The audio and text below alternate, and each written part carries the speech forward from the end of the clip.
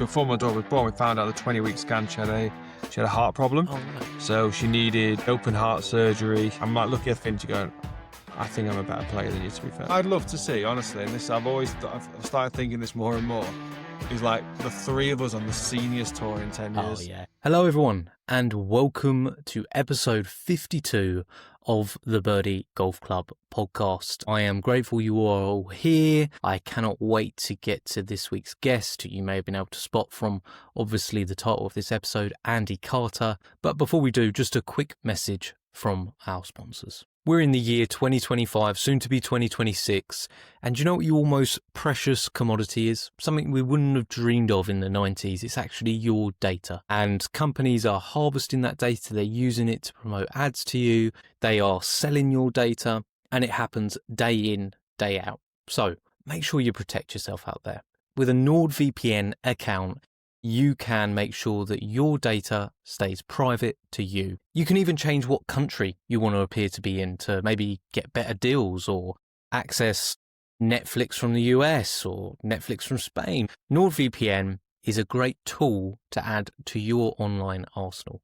And you can click the link in the description below and you can get yourself a fantastic deal through the podcast, which helps support the podcast and enables you to be safer online. Click the link below, and currently NordVPN have an amazing Black Friday sale on where I think you get 74% off a yearly subscription. Stay safe online. Make sure you're making the most of your online privacy with NordVPN. ShotScope is the tool that you don't have in your bag yet, and the one that you need. Whether you like wearing a watch on the course, whether you like using rangefinders, whether you just like having the tags on your clubs to know your distances, ShotScope gives you all of that. Before using ShotScope, I was unaware of the best parts of my game and the worst parts of my game, but using their watch and their rangefinder has enabled me to work out where I need to improve, using shots gained data to accurately see where I can improve, and I want that for you too. So if you use the code Birdie Golf Club on the ShotScope website, that will get you 15% off the entire range. So make sure to head to the checkout, put in whatever ShotScope product you want, enter code Birdie Golf Club, and you will get yourself 15% off. It helps support the podcast and can help improve your game. I'm cold, you're cold, winter golf is very much here, so let's dream of a better place. Or even better than dream, let's go to a better place. If you use code Birdie Double Points at Golf Escapes, it will get you double escape points on your next trip. And you can book a trip, be away in the sunshine, enjoying the beautiful weather, the fantastic golf and beautiful amenities of some of their incredible hotels that they have listed. Golf Escapes will handle the whole thing. They'll set the entire package up and you can enjoy every single moment without a worry. I used Golf Escapes to book my trip to East Sussex National recently for just a brief break, and everything was handled perfectly, to my golfing for the weekend, to my wife enjoying a beautiful spa treatment whilst I was out on course. Peace of mind, just a fantastic experience and a great team over at Golf Escapes. Head over there now, use code Birdie Double Points to get yourself double escape points on your next trip. So shortly we will get to Andy and obviously the fantastic chat that we had. It was a great privilege to have Andy on the channel. It was someone that I've watched in the YouTube space for a very long time, going back to the days of Carter, Fryer and Finch, obviously all playing together, and I think even Shields back in the day as well. So it was a great privilege to have Andy on, both obviously affiliated with ShotScope. So thank you to ShotScope for setting everything up on that front as well. But before we get to the episode with Andy, obviously we've had some stuff happen in the world of golf that I just wanted to briefly talk about. Obviously with the DP World Tour Championship Finals happening this weekend. Great drama. I was trying to watch it all as best I could on a busy sort of like family day. I think you can all appreciate that that's not always the easiest thing to do. So I sort of missed a lot of the drama, to be totally honest, and had to catch up with it on the highlights. It's sort of, from about the 14th hole, it looked like Rory was just building that unstoppable momentum that he normally does and was going to run away with it. So when I eventually caught back up and saw that him and Fitzpatrick had gone to a playoff, And then the drama of obviously Rory had to make eagle to get to that playoff. It showed I missed some really great golf. So I'm planning on catching up a little bit more with the highlights if they are watchable this time. But yeah, I thought it was really cool because it's always kind of cool to see Rory lifting both trophies at the end of the year and showing how dominant he is in the space. But always nice to see friends, Ryder Cup sort of. I think they've ever partnered each other in the Ryder Cup, but certainly Ryder Cup teammates, being able to share that moment together. And I thought it was a really great advert for the DP World Tour. One that further highlights what me and Andy talk about in this episode of why the DP World Tour isn't the premier place for great golf. It should be. And that's something that we get to and how maybe the DP World Tour could do that. Difficult. But that was cool nonetheless. We obviously had all of the drama from the YouTube space with the Internet Invitational. I haven't covered a lot of the topics on it because I think it's been pretty well covered and I don't know what to add to it. And there was obviously some cheating controversy that goes on, which I think, to be fair, it was obviously great for the content side of things, wasn't it? When you look at what Barstool try and do, they try and have as much controversy as possible.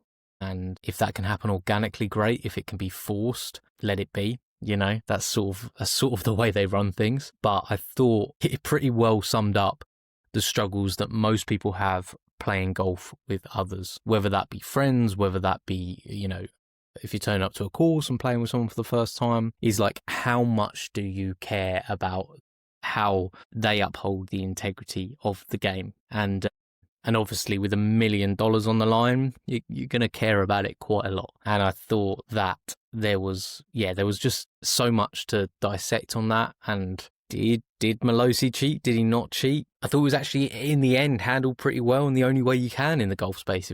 If there's some way of it being deniable, then you have to just ask somebody a question. If they say no, well, that's it, end of. And yeah, I thought in that way that was handled quite well. But generally, to finish the way it did, and to finish with obviously Dalkey's team winning, which obviously had Beef in that team, and obviously with the news that Beef passed away in the day the Internet Invitational dropped, it was a really fitting ending. And I thought it was actually handled really, really classily by the editors from the Barstool 4-player world and everything like that. I thought having that attributed to Beef at the end and everything he was saying about paying off his parents' mortgage, and it was actually a really wholesome way to end what was quite a bitter match in the end. So I thought what was interesting from it, you can now see that there's a whole sort of area of YouTube golf that hasn't been explored yet, that very serious, long form, large YouTube video, which is going to be very difficult to recreate unless you've got,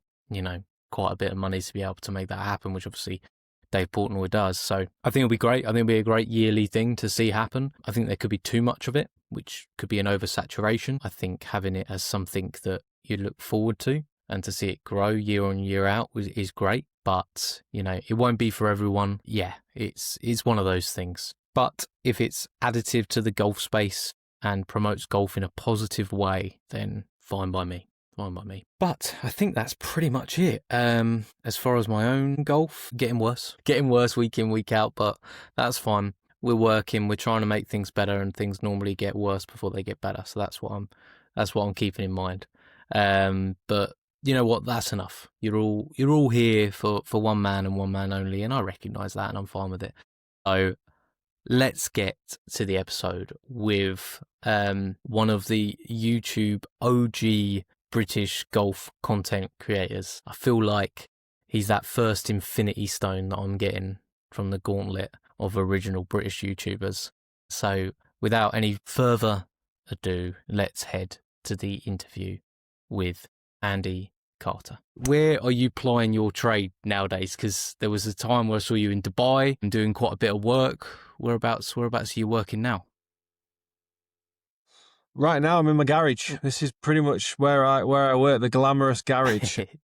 Yeah, life's changed a hell of a lot in the last 4 years. I was in Dubai for 4 years prior, coaching at the Pete Cowan Academy, and then circumstances brought us back to the UK, and we ended up just staying. To be honest, I now work. My daughter was when we before my daughter was born, we found out the 20-week scan she had a heart problem. Oh, right. So she needed open heart surgery. Two of her valves in her heart were the wrong way around. So we came back to the UK for the surgery, and then a couple of complications later, we've ended up staying. She's all good now, Oh, thankfully. great.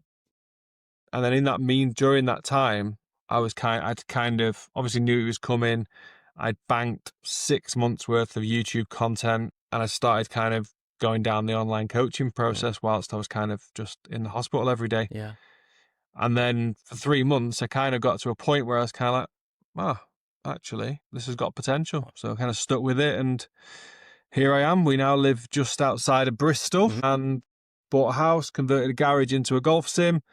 This is my office, and this is just now what I do full time, which I'm absolutely loving. Yes, mate. Oh, first of all, mate, I'm so happy to hear that everything's okay with your daughter. It must have been a really terrifying time of what should be such an exciting time for all that to happen. Yeah, you know, yeah. and especially that, and then having to bring everything over to the UK as well. It's a whole other thing, isn't it? So, yeah. Yeah, I mean, it's mad. I know you got family and stuff. I think when you're expecting your first kid, you're probably, most people are, you're both in jobs, you go on maternity leave, you've got your house, you've got your setup, you've got everything ready. We were technically both unemployed, houseless, living at the missus's parents, which was actually really good. They were amazing. Yeah. Completely just like, okay, what the hell do we do now? Yeah. So Yeah.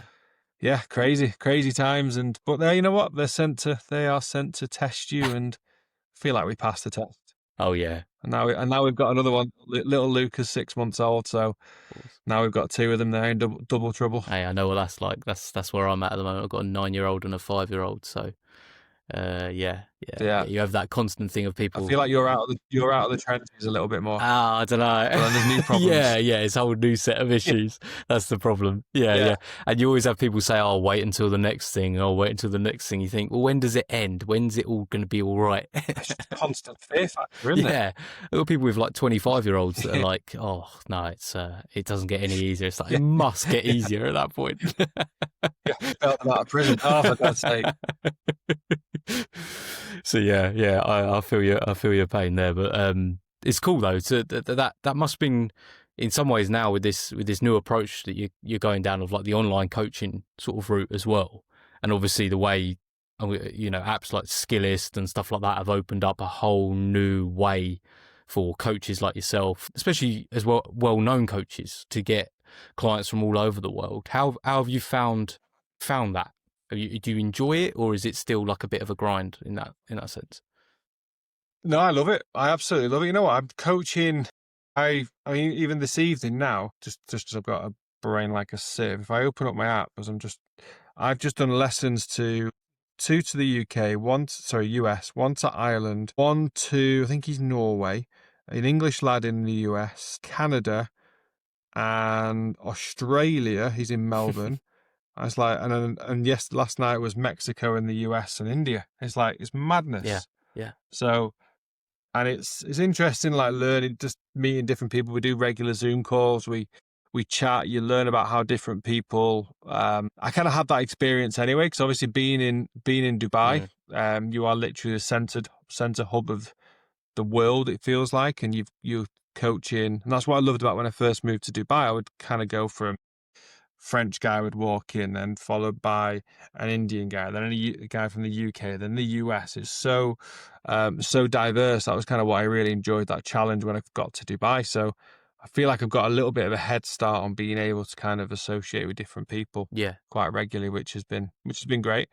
And yeah, just the whole from purely from a business perspective, it's been good. But I genuinely just believe that I've got guys that I coach in person. I've got you guys in the UK that I coach on the app that sometimes make the trip down to Bristol maybe once a quarter for a kind of bit of a 3 or 4 hour intense sort of session as well. So I think it just really works. It just works really well for, again, time restraints. I couldn't imagine now with 2 kids trying to I'm trying to book in for the gym, and the only time I can go to the gym is at 9 o'clock in the morning after I've done a drop off. So I couldn't imagine then trying to book in golf lessons, etc. It's hard to kind of dedicate that much time, isn't it? Yeah. I found the gym that is literally like 30-second walk away. Perfect. And that's if I'm walking slowly. Yeah, yeah. But I couldn't imagine then driving an hour to a lesson or driving an hour to somewhere, spending an hour there. And maybe if you're going to do a golf lesson properly, you want to turn up half an hour before, Mhm. have a warm up.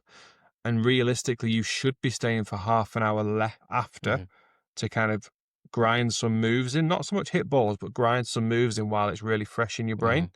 So a golf lesson really should be a minimum 2 hours plus travel. Yeah. How many people have got that much time? Mm. Yeah, yeah. Yeah. Yeah, yeah, 100%. So I mean, this is I can be as in depth or not as what people want on this. A normal lesson, I'll send them 15 minutes worth of video, including analysis and a video of myself, and I'll demonstrate shots, and I'll just talk to the cameras if they were in the room with me. And do you think It's like a one-way conversation. do you think that's probably like more actual as far as like instruction goes? That 15 minutes is probably more than what you would be able to actually give during a lesson, right? I'd have thought like actual dedicated Yeah, instruction. I think the retention of what you can get in a 1 hour lessons, 5 or 10 minutes, Yeah, isn't it? yeah. And then it's also then, I mean, I still do in-person lessons, so I'm not going to like No, no. dump on it too much. But what I do now in in-person lessons, I almost record the whole session. Mm. I'm mic'd up for an in-person lesson, and as soon as I start explaining something, I press record. Mhm. So then they probably leave with about 20 minutes worth of content from a Right, lesson, as opposed to what I used to do was at the end of the lesson do a 2-minute recap. right. And like I'm recapping 2 minutes, and I've just give you 50 minutes of gold. Yeah, yeah, So it's exactly. like, Yeah. so it is hard, isn't it? So it's just trying to find ways and being able to give as much value, and also they can retain as much information as possible as well. Do you find it really tests your skills as a coach as well, having these people from all over the world and essentially the different challenges they're facing in their golf game based on their location? Is that like something that you found that you enjoyed with it as well, or is it Not massively, if I'm honest. I was never really hands-on, so I was right? never. Some people are, oh yeah, a coach that would like move and put you into position. I never really did that anyway. We also worked through COVID in Dubai, so you kind of weren't allowed. They kind of put a Right. stop to that Yeah. anyway. So COVID's probably gave a lot of people a bit of a head start anyway, because you couldn't jump in and start moving people around. Yeah, yeah. But I've never really been that type of coach. I don't want to jump in and start getting into your personal space and moving you around. You do it yourself. I'll tell you how to do it. Gonna be one of those creepy sort of touchy-feely coaches. It's not really what you want. I'm not going to stand behind you and get your posture sorted. You can do that yourself. It's all in the hips. It's all in the hips. I mean, it's interesting because like listening to the stories of like I put you in with that group of like original sort of British sort of YouTubers that really took to the space of golf to increase their output when they could give lessons, and that was kind of the story across the board, wasn't it? With you know the guys that started up, and it's interesting now Yeah. to see it comes sort of full circle to the fact that actually with the advent of things like Skillist and people being able to get into that it's actually done exactly what I'm guessing was the reason you first sort of got into it, along like sort of like Peter Finch, Rich Shields. They're all doing that for cause their lessons to explode essentially, and now it's having that effect in your coaching space. Yeah, it's kind of doing it again, isn't it? Just in Mm. a different world. We originally started it to raise your own profile and your own marketing for your in-person coaching, and now it's definitely given me the head start on a fair few coaches that are on the app that are struggling to get any sort of foothold. Mm. I'm lucky enough to. I'm not saying I don't get massive views, but I get consistent Yeah. views, and I think from a coaching perspective, you only need 50 people out of maybe last video had 7 or 8 thousand views, 50 people out of them to start signing up. Not every time, just once, Yeah, yeah. and then you kind of you're making a good living. So yeah, it's definitely served and still is serving that purpose. Yeah, which is good. Would you say your passion now, because obviously you've seen guys go from coaching being their passion to YouTube being their passion. I've always got the impression from watching you, like in the best way I mean this as well, that coaching has always been your passion, and YouTube, you've got the sense that you enjoy it, but it's a means because you love the coaching side of things. Do you know what I'm saying by that? I've come across wrong. Yeah, Like, yeah. No, I've never been. I would say literally up until I moved back to the UK, Mm. I was never consistent uploading. Mm. I would go, especially in Dubai, when I was a single lad in Dubai. Mm. The last thing I needed to do was add to my workload. So I didn't have time to do that. So I would go 6 months without posting. I would start posting again when I came home for the summer. Right. Yeah. Oh yeah, I've got a good following there, so I need to start utilizing it. So then I wouldn't. So now since I've come back to the UK, I've probably barely missed an Yep. upload, a week's upload. I've probably posted I've probably not missed a post. Sometimes I'll do 3 a week, and sometimes I'll do 1. So I'm probably not always consistent with how many, but I probably don't think I've missed a week. And in terms of the passion, I think I've always been a coach. I've always seen myself as a coach. I'll never expect my YouTube channel to like keep me alive, keep the family alive, keep us at the roof over our heads. It's definitely not my one. But this year I've certainly going into 2026. I've kind of been inspired, to be fair, by Pete Finch. My game for the past kind of 3 years has been crap. Right. Like, bar the odd nice round of golf, it's not been great. And that is just because I've not been able to play golf. I've not been able to practice. I've not wanted to practice. I've obviously got the YouTube channel. I've got my coaching business. I own a travel business in Dubai as well, and we host events throughout the winter. So I've already got 3 things on the go. So there's no, plus the family. So there's no way I'm practicing golf to keep it at maybe. I've always been lucky enough to keep myself at a relatively okay level. Yeah. And there's definitely an element of turning up and going, fingers crossed I play well. And then it's just been getting through it. And sometimes I play great. Yeah. And in fact, I've always kind of prided myself in a way of, I'm never really that bad. You know, I've never filmed myself and then ended up shooting like 82 or something, or I've always been like, a bad round has been a 78 or something, or a 77. So 79, whatever. But I've never been that bad, I don't think. So I've always been able to kind of just get away with it. But also now seeing Finchie's doing incredible. His game is just another level. And I'm like looking at Finchie going, I think I'm a better player than you, to be fair. So now I'm going to start practicing. So I've hired a videographer. I've hired an editor. Right. We've already started filming. There's a brand new series coming out starting from January, once a month, the first Sunday of every month. The series called The Road Back, which is basically documenting my road back to being good at golf again. Okay. Well, how do I rephrase that? Being better at golf. Yeah. Good at golf. So much. She was trying to get on tour. I'm not trying to get on tour. I'm just trying to play where I'm not panicking about how bad I might play, and I'm just trying to play to a level that keeps me happy. And I'd like to play. I've got 3 pro-ams in the winter's months coming up. I'd like to play a couple of overseas events.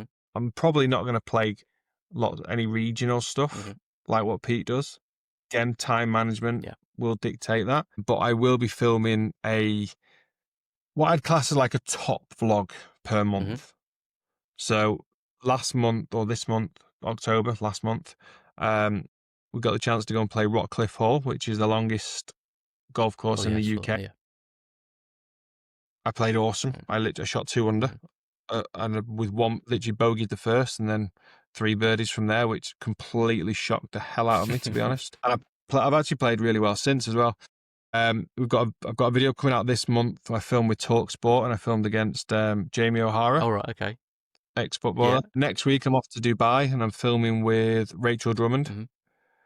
So that video will be out in December. So we're gonna get one like really good kind of vlog per month, and obviously then with the Road Back series, we'll have 2 kind of stalwarts of the channel. I think first and last Sunday of every month, and sandwiched in between that, we'll get the coaching tips still out there as well. So yeah, I'm excited for a busy year, actually, coinciding with everything else I'm doing. Yeah, I'm going to say, sounds like busy already, and then sort of it adds another. But having that like videographer and video editor and stuff like that just at least takes that side of things off your plate, because takes a lot I know off. doing like this is very simple on the editing front. I do a little bit of Instagram stuff. I've tried a little bit of YouTube stuff. The work that goes into it is so much.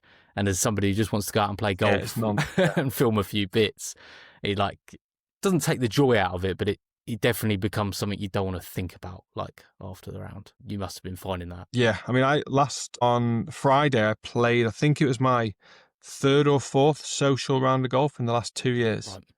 Like, I don't play social golf. I said to my missus, like, right, 2026, even if I get myself down to the local golf club and try and play in their midweek medal twice a month, I just want to play. I just want to go out and play golf again. I'm sick of just, like, Matt Fry's literally just texted today and going, like, is anyone available to film at the end of November? And I could quite easily sit here now and not hit a golf shot properly until the end of November. And I'll turn up and go, I hope I play well today. Yeah, that So can't be like, I fun. just need to get that out. Yeah. It's not fun. And then, so it's just trying to get back into that groove of just playing more. And I miss it. It is a hobby at the end of the day. And thankfully it's also work, but trying to enjoy it a bit more again. Yeah, I like the sound of that series because I think it's always like as a viewer of those type of series, it's always great to see somebody just progressing, and then the little like tidbits you can take from that into your own game as well.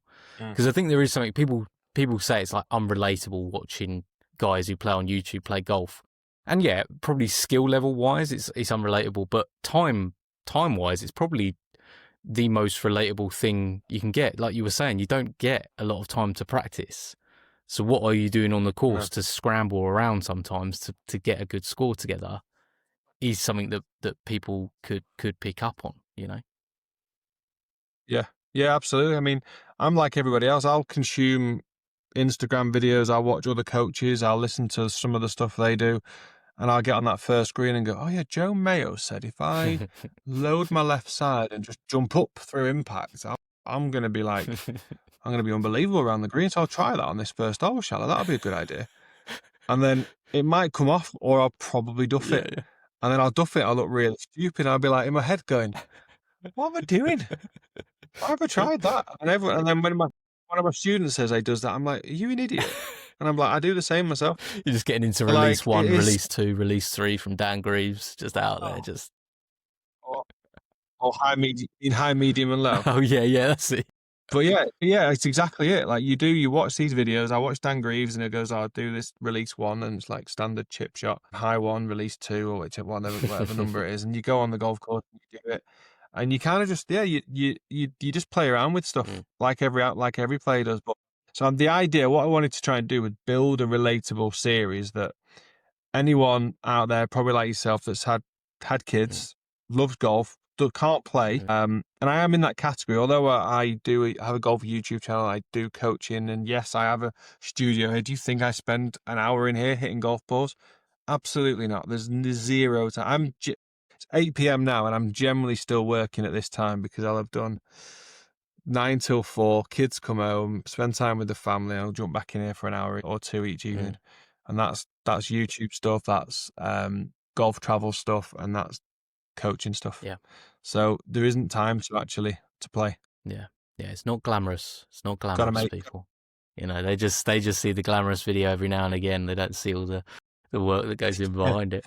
Talking of like Finch, like did you ever see, like with him, did you ever see where it's got to?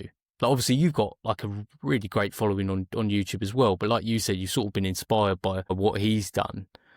Did you ever really see that being like what he could get to, if you know what I mean? Like, or he's not even done yet, obviously. How do you mean do you mean numbers wise on YouTube, or do you mean his level of golf right Probably now? more like recognition in the YouTube space almost. Do you know what I mean? Like you see sort of like with like heading over to like the Internet Invitational and stuff like that. Stuff good. You know, you know Pete from like way back in the day. Did you ever see that kind of determination was there from him, or is that like a new thing?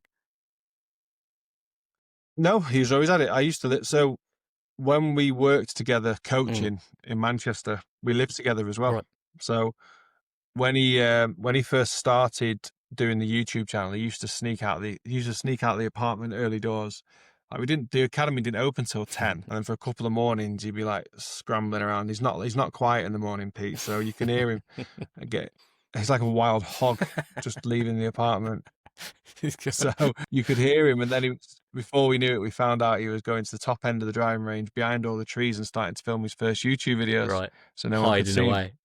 Which is the polar opposite type of person that he's become now, because he can't stop talking about himself now. So yeah, I mean, he's natural. He's quite he's obviously come from a journalistic background. He Sure. was a journalist before he was a pro. Mm.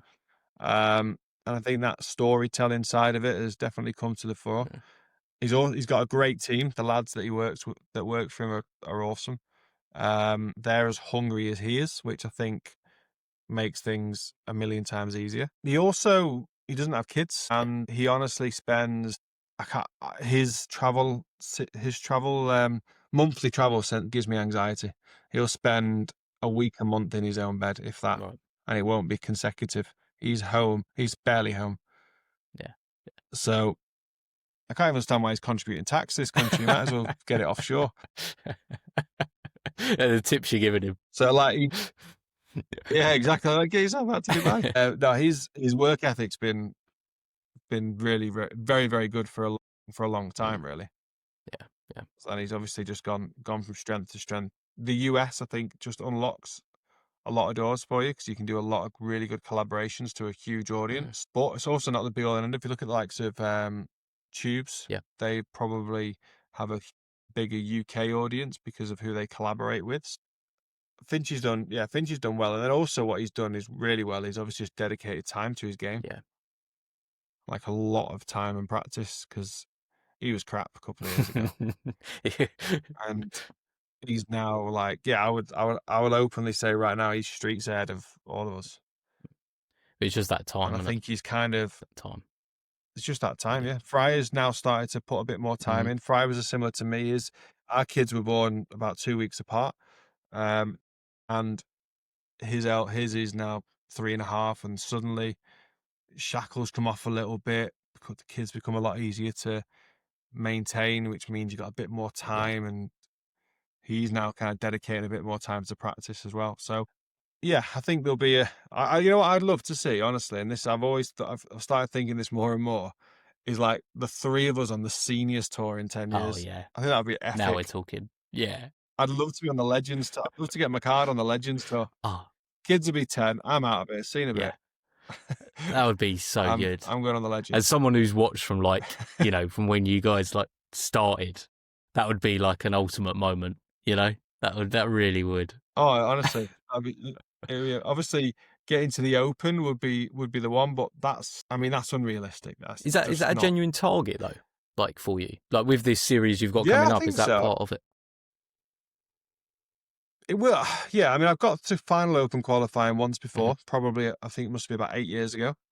And a really nice knock around West Lancs, shot 1 under, got to final Open qualifying.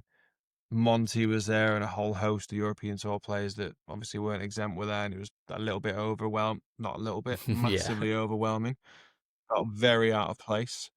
And again, when I look back at that, I was at a time where I still wasn't massively dedicating myself to the game. I kind of played well in the regionals, shot 1 under, won regionals, and then may have been a semi-shot, because I was like, oh, bloody hell, that was quite good. Turned up to the next phase, and you kind of realise that you're in amongst it. I'd love to get to that stage again, just because of where golf is now, especially with the live players. You're in unbelievable fields. So obviously Finchy then played with, but like, did he play with Noren, or was he in another group? I think he played with 2 European Tour players, and Noren was also in it, and Westwood was in it. And that's a proper field, and he did really well, in fairness to him. And I think he come away from that thinking, had a few things gone his way, he may not still made it, but he'd been 1 or 2 shots shy, which is really not a lot. But you've got another year to go again. So I think it's definitely an ambition. I don't know how realistic it is, but if you keep playing and practicing the way, if he keeps trending the way he's trending, he's got a good chance. Yeah. Does part of you not wanting to qualify that? There's Say again? part of you not wanting to get there though, you know, to be the first one to get there. I'd love it. I'd love him to, as long as he asked me to be caddy. Okay, all right, I like it. He's got to give me and Fryer a day each. That'd be so good. I don't know if you'd be like helpful or a hindrance though on the day. That's the issue. I'd be a help, Fryer be a hindrance, to be a pest. I could see that. So I could see that. I think that's what was amazing about the Open, though, isn't it? The fact that anyone whose game is at a point where it's good enough to compete can have a shot at it. And at the end of the day, you are literally just, you know, you're not far away, which is magical. yeah, it's amazing, isn't it? And that's why the dream will always be there. And you can never say never. You can put your realistic hat on and say probably not realistic, but you've got so many kids coming back from the States that are playing off +10 that they can get it round regionals in level par 1 under and get through, and then they've got half a chance at the next stage. But again, they're playing loads of golf. If we're playing loads of golf and we're a little bit more experienced with older heads, a little bit less pressure on ourselves, there's chances. Yeah. So links golf at the end of the day. You never know. Links golf is a different And links beast. golf's a good leveler as well. Yeah. It is proper golf. Yeah, I've got a mate who's like a 3 handicapper at the moment. I'm around sort of 9 or 10. And I was like, yeah, but I don't get to practice. You know, you can go and practice as much as you want. I was like, I said, I reckon I'd get to Open qualifying before you. I just threw such a throwaway comment that I've now got to try and like back up because he's slowly getting even better and better. And I'm just like, oh no, why did I say anything? Set the challenge. Exactly, yeah, he's certainly got the challenge. Do you think, talking of like the US stuff, obviously with the YouTube channel being more consistent over this past sort of like period of time, do you think with your setup the way it is, obviously having the kids and everything like that, do you think there's any scope there for like heading out to the US and doing some filming out there, or is that just something where you're like, that's not for me? No, I'd love to. I'd love to. I sometimes do look at it, I cringe a little bit and go, you know what, some of the lads that are out there now that they're filming, they're all in their 20s and we're completely different. we're just on different paths. Yeah. But I'd like to go out there. There's a few lads I'd like to go and film, like the Bryan brothers. I speak to them a little bit on socials and follow their journey. They're awesome. Yeah. I'd happily go out there and let them kick my ass. But to be honest, like I said, we've got this travel business in Dubai, and we host 3 to 4 pro-ams each winter, generally January, February, and March. So I've always wanted to try and get out to the PGA show in January, but always seems to land on the same dates as Dubai. So again, you've got what's more important. So obviously I could try and get out to the States in the summer. That would be, summer for me is the quietest time of year actually. Right. So there's a potential. There's nothing been even spoken about yet, to be fair. Maybe when number 2 gets into school, when he's about 3 or 4, and then I can preschool when he's 3 or 4, and then I can kind of justify it a little bit easier. Maybe get those guys to come over to Dubai. You know, there's no hardship for them, is it? I'd love that. There shouldn't be, no. Why would you not want to? Yeah, exactly. Bit of night golf. That looks special. Yeah. Oh, night golf's amazing. Night golf's good fun. It's a little bit kind of, I was going to say gimmicky. It's not gimmicky, but obviously there's certain lies where you can't quite see the ball. And I would say 8 times out of 10, you've got a very good look at the ball anyway, but it's difficult to putt with and stuff. So as long as you don't take it too seriously. But out in Dubai, the sunset is all year round at 6. Right. It's between 6 and 7. So it's the only time a lot of players can get out and play. You finish work at 5, that's it, you can't play. At least with us over here in the summer, we can play till 10, half 10, can't we? Yeah. So we can have like 4 or 5 months of the year where we can play really, really late. Dubai is never going to have that late kind of golf, but what they do have is 6 months of weather where they can play under nice conditions. How did you? So yeah, night golf's good fun. Did you love Dubai? Like, did you just love being over there? Did you love being part of the Pete Cowan school and everything like that? Was that kind of dream come true? Yeah, I really enjoyed it. Really enjoyed it. Yeah, really enjoyed it. So when I moved over there, it was actually the European Tour Performance Institute. That's when I got the job originally. Then Pete took it over. Obviously, working with Pete, 3 or 4 times a year for a couple of months was a mega. He's Yeah. obviously just one of the best ever to do it, really. He was class. And still quite nice to see him now when I go out to Dubai, and he's always kind of good with his time. He'll always come over and have a chat and kind of get a bit of an update on where we're up to and stuff. So it's great to kind of catch up with him. And then, yeah, to be honest, just from a lifestyle perspective, I hate the winter. I absolutely hate winter. So for me, just not even having to open the curtains and knowing I'm putting shorts and t-shirt on, that's enough for me. And that's all I needed. That's all I need in my life. Smile on your face like every morning, just like don't. It does. It make, I know everyone's happier. Yeah. I swear to God, everyone's happier. And it's not because they're all on more money and tax free, because they're not anyway, to be fair. It's just because it's good weather. Yeah. It just changes the mentality. It's like here, like you're in the UK on a hot sunny day, everyone's happy, aren't they? Yeah. England are normally, won a game in the Euros or something, sun shining, beer gardens, golf's possible until It 10. is the happiest. Yeah. Everyone's happy. Is there anything like, because I've spoken to a lot of people from like America and the UK, and we've spoken about what kind of golf culture you'd want to bring in to the UK, from America or from the UK to America. Is there anything in Dubai as far as golf culture that you would think would be like a positive to bring to the UK, or is it very similar in many ways to the US or to the UK? I would say Dubai is like a real mixture of the two. So Dubai, you probably get I think you get the US style service. They're not parking your carts for you, but they're getting the bag. You're dropping your bag off at the door, and the staff are taking it down to your buggy, and your name's on your buggy, and you kind of feel like you've got this kind of five-star service, and all of the golf courses offer that. But then at the same time, it's got a little bit more of the UK element in regards to it's a little bit more relaxed on dress code, to a point where you can play in your trainers. Right. They would prefer golf shoes, but your trainers are fine. They'll say you want tailored shorts, but if you turned up in a plain pair of gym shorts, you'd be fine. You don't need a collar, but they prefer it, but they're not going to kick you out. So it's that little bit more relaxed once you get on the golf course. So it's almost like a bit more of a holiday vibe, but with that kind of real nice kind of touch of service as well. Yeah. I think that is the biggest thing that's possibly missing from the UK market, is that service sort of feature. I mean, I say it on the podcast quite regularly. I just feel like if more halfway huts were just open more regularly, like in the UK. Yeah, how can you open a halfway hut? It's lazy. There's so much money to be made from. Yeah. And they know that as well. Food and beverage is massive income. Yeah. And it's just the amount of times you'll go and it'll be like a Saturday, and if it's past like 1 o'clock, it's shut. And it's like, how is this not prime like time for you guys to make money? And like even in the winter, agreed.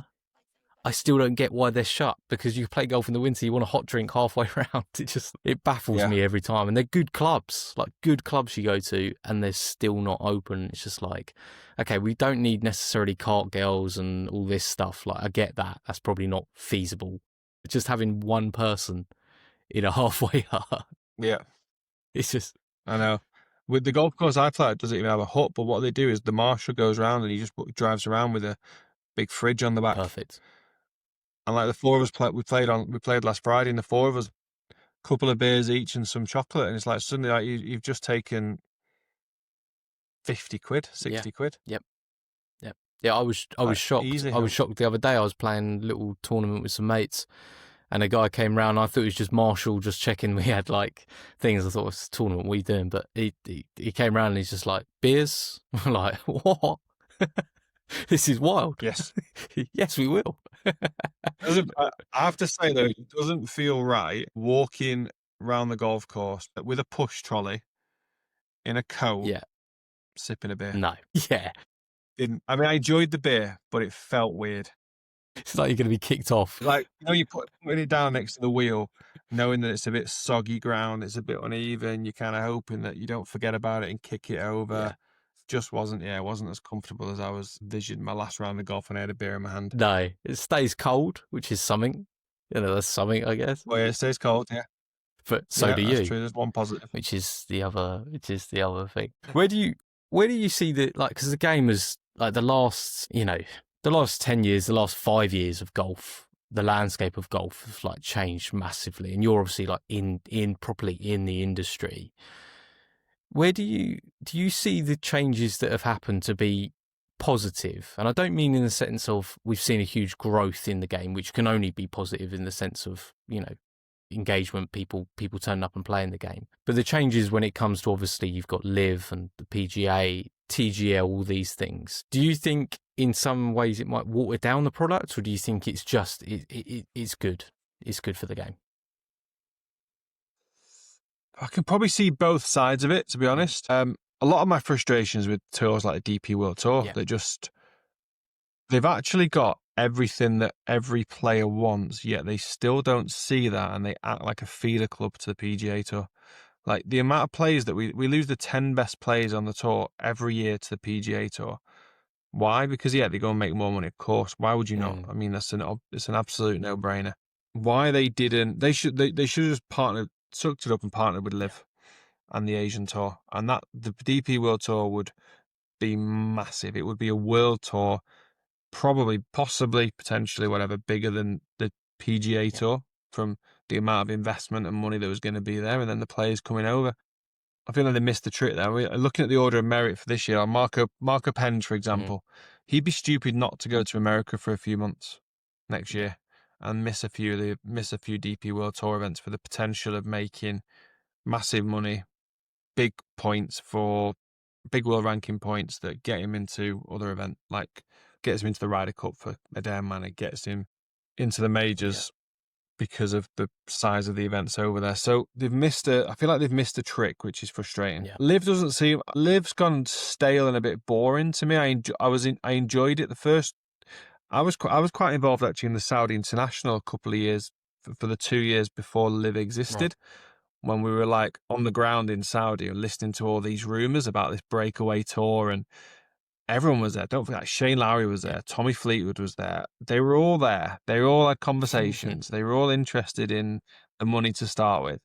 And then when Liv came, it kind of looked a bit more interesting. I remember going to one of the events, and one of the lads from Ritters, I can't remember his name now, but he held his eagle. I'll never forget, because he held an eagle pitch on the 18th. It was his 18th, but he was so far down the leaderboard. So it wasn't his 18th, it was the 18th on the hole. He started on like hole 6 because he was so far down the leaderboard. But he's like fist pumping, like he's tied 50th. I'm thinking, what the hell was he tied? Was he fist pumping that for? But then that eagle took the Rippers to the top of the leaderboard because of how well the other 3 lads were doing. So like they always had something to play for. And I thought if they can just keep playing on that somehow and keeping everyone engaged in the round no matter where they are, rather than always just looking for that last group to see who wins. Yeah. And I always thought that kind of really stood out to me in the first Live event that I went to. But I think it feels like from there, it's just gone a bit stale. Yeah. There's always the talk of money, which is fine. You can't, I just don't think, as anybody in any business, if someone offers you quadruple the money, you go in. Like, come on, let's be serious. There's no one in any walk of business that's doing it. Just because they were already earning 10 million a year, they want to earn 40. That's up to them. They want a bigger plane and a better car and a bigger house. Okay, that's what they do. If we go from earning 50 grand to 100 grand or to 200 grand, if you go from earning 50 grand to 200 grand, your life changes. Yeah. They go from 10 million to 40 million. Weirdly enough, their life changes a little bit as well. Yeah. So I just think that if you get outside of the money thing, the actual product's just gone a bit meh. Yeah. I think they need to almost be a little bit more cutthroat and gone, we're not going to give a new contract to Graham McDowell, DJ. You guys are not really giving us much anymore. Poulter, Westwood, you're not offering good golf, and you're clearly here just for the money. Your contract's done. Out you go. Let's get some new blood in. And I think they could have really pushed it again, but I'm sure it wouldn't have been cheap either. So I can't figure out how it would kind of get going again unless the DP World Tour or the PGA Tour kind of welcomed it in. Yeah, I think you made 2 great points. I think on the Live thing, I never get the best event that they do all year is the team event at the end of the year. Like that's by hands down like the best thing to watch because you understand it. Like, it's simple. They're working as a team together to win the team prize. The whole thing of it being this individual sport, but also a team element, just gets confusing to watch. You're sort of like, the whole time you're sort of like, I don't know whether to root for an individual or to root for a team. And I get that the big thing that's always made of it is it takes time, right? Because it's got no heritage to it. It takes time to build a fan base and whatever it may be. But it's hard to build a fan base when it's still an individual sport that you're just chucking a team element into. They need to pick a lane almost on that. And I think with the DP World Tour stuff, I think you're absolutely right. I think that would have been not only huge for the DP, but also huge for what Live is as well and what that's trying to be. Because you immediately injected heritage into Live by it being a DP World Tour Live combination. Because then you're going to have all these events that are countries like majors, huge, they're opens, and they're going to be part of this other tour. It does seem like a no-brainer. It was just almost like they kind of got bullied into this weird partnership with the PGA that wasn't really a partnership, like you said.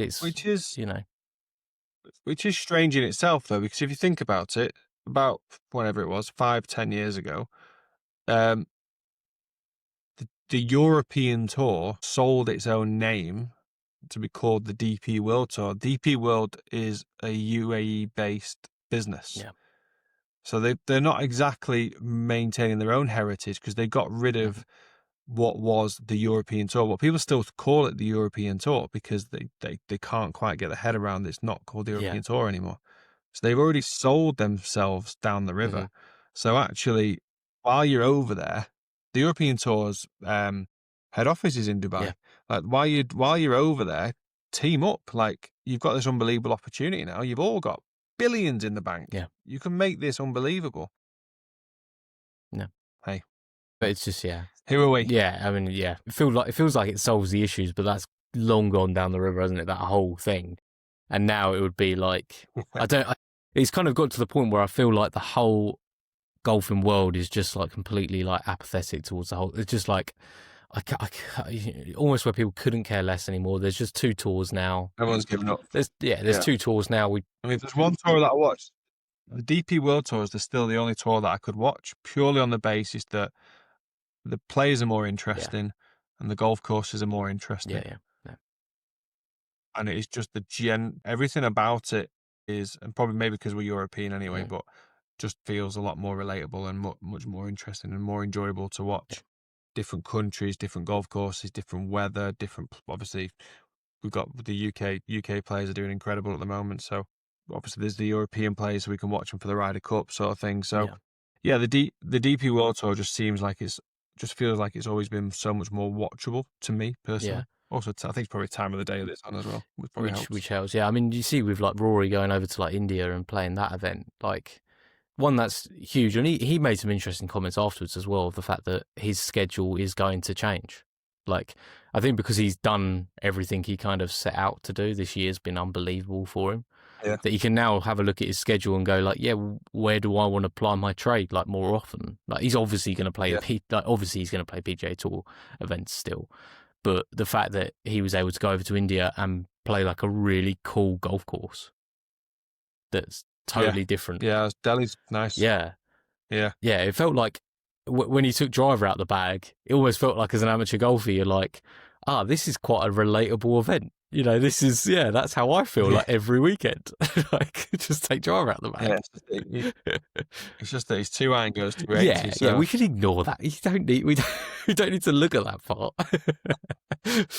But like I said, it's something I need to watch more of this year because I sort of just grew up watching Golf Channel and it's all very American and everything like that, and PGA Tour has always been like this sort of thing to watch and everything, but I do need to watch some more DP World Tour events this year, and hopefully players can start moving over and they can do some sort of crazy flip on the whole thing, but it seems unlikely now, doesn't it? That's the trouble. Does at the moment, yeah. Does at the moment. Well, you never know. Things can change quickly. Yeah. Especially when there's a few checks flying around. Yeah, that's true. Yeah, maybe it will come together again. Who knows? And Like TGL, you got any thoughts on TGL? Like as we get into season 2 soon. Genuinely, I've never watched I've only ever watched anything that's popped up on Instagram. Right. I've got zero interest in it. I mean,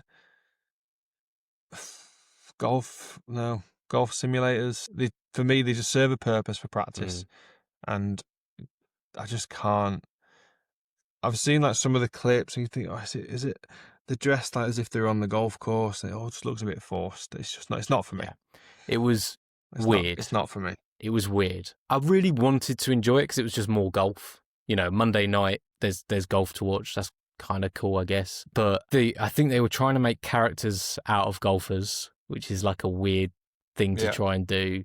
It all did seem very forced. The technology didn't work, which was mind-blowing for this day and age. Like, you had it was way off. Like, you had missed shots, the lot. And you just sort of think, you know, if you do get that with launch monitors, but they're obviously using full swing launch monitor as well, which is the newest one on the market, which is not the safest thing to do. If you're just trying to launch a new product, you're probably better going down the line of something that's already established.